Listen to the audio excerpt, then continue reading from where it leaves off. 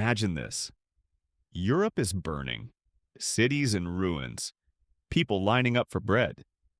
And yet, somewhere in the smoke, there are still bright dinner tables, champagne glasses clinking, perfectly pressed Hugo Boss uniforms, and Mercedes cars gliding through the rubble, all built by the hands of slave laborers. It sounds insane, right? But this wasn't chaos. It was a perfectly organized business model. The Nazi regime didn't just conquer land, they conquered emotion. They turned war into commerce and cruelty into aesthetic perfection. Have you ever wondered why evil so often looks beautiful? In 1933, when Hitler rose to power, he knew that real control wasn't just about guns, it was about controlling the gaze.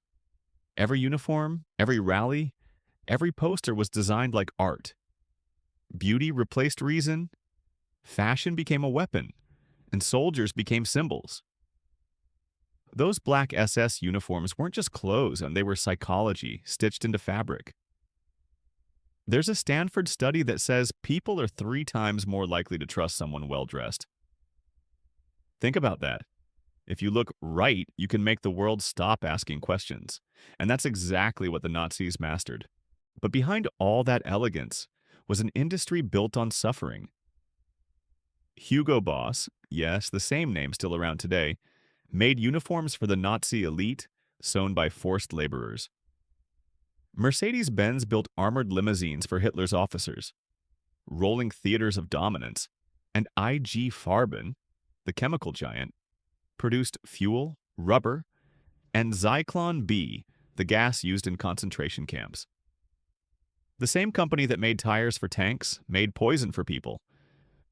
A survivor once said, "The worst part wasn't the hunger, and it was knowing that someone was profiting from our last breath." Meanwhile, in Paris, the City of Light became the stage of conquest. As German officers marched through the streets, their wives and mistresses became the new clientele. The couture houses of Dior, Balenciaga, and Nina Ricci reopened their doors. Because war doesn't stop beauty, it just changes who gets to wear it. Inside the Ritz Hotel, Coco Chanel lived with her Nazi lover, using anti-Jewish laws to try and reclaim her perfume empire from her Jewish business partners. It didn't work, but it showed something darker, how easily morality bends when profit aligns with survival. A French historian once said, "In war, everything becomes merchandise, even conscience." Paris proved him right.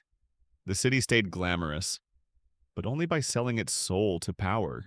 The Nazi elite believed that luxury wasn't a sin. It was proof of destiny. Ordinary Germans were told to ration, recycle, sacrifice. But the higher you climbed in the regime, the more decadent your life became. At Göring's estate Hall, walls were lined with stolen art. Rembrandts, Renoir, gold, and marble. At Hitler's mountain retreat, the Berghof, he'd stand before French-made panoramic windows and convince himself that God had chosen him. It's unsettling, but ask yourself this. How different are we, really? We still live in a world where wealth is seen as proof of worth, and luxury is mistaken for virtue. The ideology didn't die, like they just learned how to smile in front of a camera. Then the war ended. But not all monsters died. Some just got new names. Companies like Bayer, Siemens, Volkswagen, Hugo Boss, the same ones that powered the Nazi economy, are rebranded. The gas manufacturers became medicine makers. The factories of forced labor became job creators. They didn't erase history, they redesigned it. Bayer now talks about health. Mercedes sells freedom. Siemens sells clean energy. No confession, just marketing. A German economist once told me, we didn't hide history. We just learned how to sell it as education.